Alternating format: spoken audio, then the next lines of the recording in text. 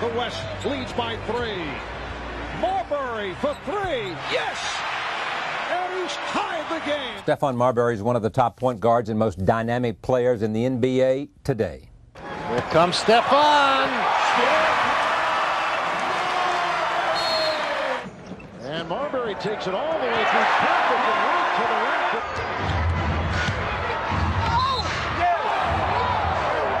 2.5 to play. Marbury to stop and go. Reverse delivery with the left hand. Knocked it ahead for Marbury. Splitting the defense for the lead. Marbury for 3. Yes! And he's tied the game. The West by 2. Marbury for 3. Again! Stephon Marbury has given the East a 1-point lead. 25 seconds to go. It's amazing what he can do to you, man. Last season, Marbury was the only player to rank in the top 10 in both assists and in points. He's been a leader on the basketball court for nearly his entire life. In high school, the Brooklyn-born NBA All-Star was one of the most highly sought-after athletes in the country. In 1996, he was the 4th pick overall in the pro draft. Today, he enters his 6th season in the league and is first with the Phoenix Suns. This weekend, his charitable work will be marked by the first Starbury Fantasy Weekend here in New York, and I am pleased to have him back at this table. He was last here 5 years ago. Thank you. I appreciate you having me. Great to see you. You were in high school then. High school. With your father, who came here to talk about the career that you were about to have, and in fact you have had. There's so much to talk about in terms of basketball wrapping up this season. You like this trade? I love it. I'm delighted. I'm elated. I'm so happy about the trade. Because one, I feel like God puts everyone in place where he wants them to be, and also I feel like this is the closest that I'm going to be as far as to win an NBA championship. Is that right? You think they can do it? The Suns can do it? I think we definitely can do it. How are you going to build this team down there? Well, one, we have Sean Marion. Yeah. Penny Hardaway is healthy. Right. We have Tom Gugliotta. Right, he's good. We have Rodney Rogers. We have Tony Delk, Vinny Del Negro, Dan Marley, Jake Sakalides, our young big man. He's definitely coming along. We drafted a high school kid.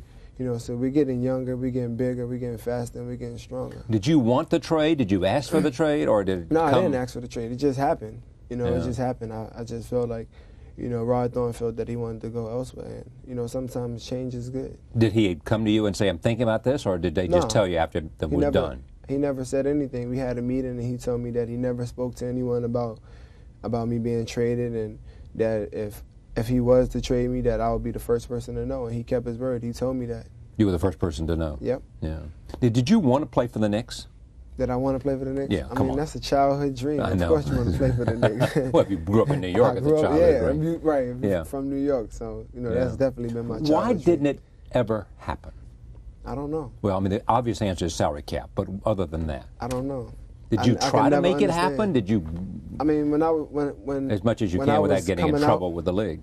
When I was coming out of Minnesota, you know, that was definitely the first priority. You know, always to try to become a Knick, but I knew that Minnesota would never trade me to the Knicks. So why wouldn't they ever trade you to the Knicks? To Minnesota? Yeah. Because they felt like they would have been helping me. Oh, they didn't want to help you. I mean, there was bad blood there in Minnesota? No, I'm just saying, like, I didn't have any bad blood. You know, it was just drawn out to be that way. But but that was you were anxious to get out of there. I know it's in the past. To leave. Yeah. I wanted to leave. I mean, I wanted to be closer to home, and you know, I'm here to say, and I can honestly say that I'd rather win than be close to home. You know, and for me to say that, I think it takes a lot for myself to say that. Tell me what you would do differently since you've been in the pros. What would I have done differently? I think I'm a big believer. I'm a big believer that everything happens for a reason, and you learn through trial and error. Okay, tell me the trial and errors that you think were most instructive. The most instructive? Leaving Minnesota was one of them. Leaving Minnesota was, I wouldn't say it was a mistake.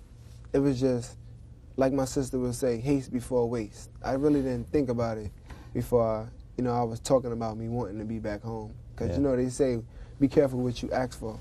And I go from winning to losing. And that's a big jump. All right, take a look at this. This is you on my show in 1994. This is 1994. There you are, God. 17 years old, with your father, Don, and Coach Bobby Hartston. Oh, my God. Roll tape. When did you become a player? When did you... When I was About 2, 3. When I was younger, I used to go to my brother's games at Georgia, my oldest brother. Yeah. And I always wanted to get the ball and shoot and run on the court. You've grown. You're what, 6'2" now? Yeah. Yeah. And how much longer more will you grow, do you think? Is there any I hope I grow to be 6'9". You'd like to be 6'9", would you? I would love to. Yeah. What does he bring? What is it about this young player that has made him the talk of New York and on a familiarity basis with every coach in America? I like to say he's the total package. Yeah. Every phase of the game he excels at. He plays both ends of the court. He shoots the ball extremely well. He's a great passer, handles the ball. Really everything you would want in a point guard. And his personality and his leadership also come into play. Look at my father. He's so cool. Your father. My father's You so want cool. this tape, though, don't you? Oh, yeah, I got to have that. I got to have that. Then I'll be sitting courtside at all the Phoenix Suns games. You didn't grow to be 6'9", though, did you? No. What are you now, 6'4"? 6'2". 6'2". What do you need to do to make your game better? What is it you need to do to get... I just have to keep learning the game. I have to learn all the facets of the game. I have to continue to grow. I have to continue to want to learn and listen. You got enough skills? I mean, can you say stop and go? Oh, stop and go all day. Stop and go 33, baby. Always. Stop and go is my name. That's it. Stop, go. Go. Stop, go. That's how you jerk them, you know what I'm saying? You bring them here and then you take them over here. Yeah. I mean, don't you see some new moves out there that you saw some of these guys do that you think, man, but by the time the new season rolls around, it'll be in my repertoire. It'll be in my bag. The Rolodex is so much stuff in the Rolodex that, you know, sometimes you trick yourself. Yeah. You know, you be on the court, you trick yourself sometimes. Who beats you consistently? Who beat me consistently? Yeah, in other words, who do you have a hard time with if they're guarding? In the NBA? Yeah. Well, yes, of course. Nobody. No, oh, come on. Nobody. What was the person that did? Yeah. My first year. I'm not talking about your who? Gary Payton. Payton. My toughest competitor. Really? Because what? He got inside your head, or because of what? No, because my rookie year, the way how they played, it allowed them to do so many different things defensively. And it used to just annoy me how I could never get off pick and roll. I could never get my shot off. But I said to myself, and I wasn't strong enough. That's another thing that hurt me my rookie year. I wasn't strong enough. I wasn't physically ready to, like, bang the way how I wanted to bang. I could hold my own, but I couldn't do what I wanted to do. Like now when I play a game, physical strength has nothing to do with how I play. You know, if I go out on the court and I don't have a good game, it's not because I can't guard a person. It's because that person played better than me that night. And it happens. It happens. And why does it happen? Why does it happen? Because some nights it's just you like just don't have it. Some nights you just don't have it. The ball doesn't go in. The next night, you know, that's the most important night. Next how night, you rebound. the basket looks as big as this table. Exactly. That's when you rebound. And it seems like when you don't play well, when you're out there on the court that night, it always sinks on you that night. You know, when you're sleeping, like, man, I'm going to go to practice, and you come ready. You come into practice ready, and then the next game, you dominate. How good is this kid that they drafted this young man they drafted at the Wizards, #1? The #1 NBA draft is a high school player. I know, it's crazy.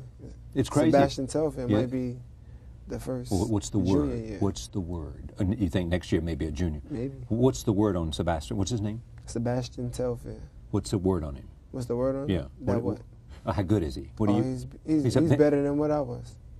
Well, of course he is. But exactly. That's how I feel. Just like what you said. That's how I feel. Of course. They asked me, of course. That's how good he is. He's that good. He's that good. Because some guys have played against him up in Massachusetts this summer. And they said he's good. It's unbelievable. Unbelievable. It's unbelievable. He won't start, though. Start where? In the NBA? Nah, he won't probably start, but he'll be a player that will start in the middle of the season. Is that right? Yeah. In the middle of the season, he'll start, because once he learned the game, it's over. Now, what does he have to learn? He has to learn the NBA game. See, it's different levels to this thing here we call basketball. You got high school, you got college, then you got the NBA. And then in the NBA, we got preseason, then we got regular season, then we got the playoffs, then we got the championship. So some of that you haven't seen yet. Right, exactly. I've seen the playoffs, but I haven't seen I haven't seen championship. Right. And that's why I'm here today to talk to you and tell you about that, and also to talk to you about my event. All right, tell me about your event before we go. Okay, August 18th and the 19th, I have Starbury Fantasy Weekend. Right. The 18th is called Star Night, and we're looking for people to come star-studded. Right. Wilhelmina and Hugo Boss, we're gonna have, them guys having a fashion show, and then it's gonna be a party. And then Sunday we have Starbury Playland, which we're allowing every kid in America to come and participate. We're going to have Allen Iverson there, Tracy McGrady. There's Sharif another big star. Abdul-Rahim. Yeah. Yes, he's very good. Sharif Abdul-Rahim, Al Harrington, Steve Francis, Katino Mobley, John Wallace. I'm going to have all them guys come, and they're going to be there, watching the kids, showing them what to do as far as certain moves, and, going over things that they've done to get where they at. And people want to come, and if they're interested, they can log on to my website, www.stephonmarbury.net, or they could call 750-7926-201 area code. All right. That's in New Jersey. That's in New Jersey. Good for you, my friend. You so Great to much. see you. Best to your family. Thank you. And the Phoenix Suns will be happy to have you there, and you'll have a new home, and we'll see what happens. Thank you for having me. Great to have you. Stephon Marbury, thank you for joining us. See you next time.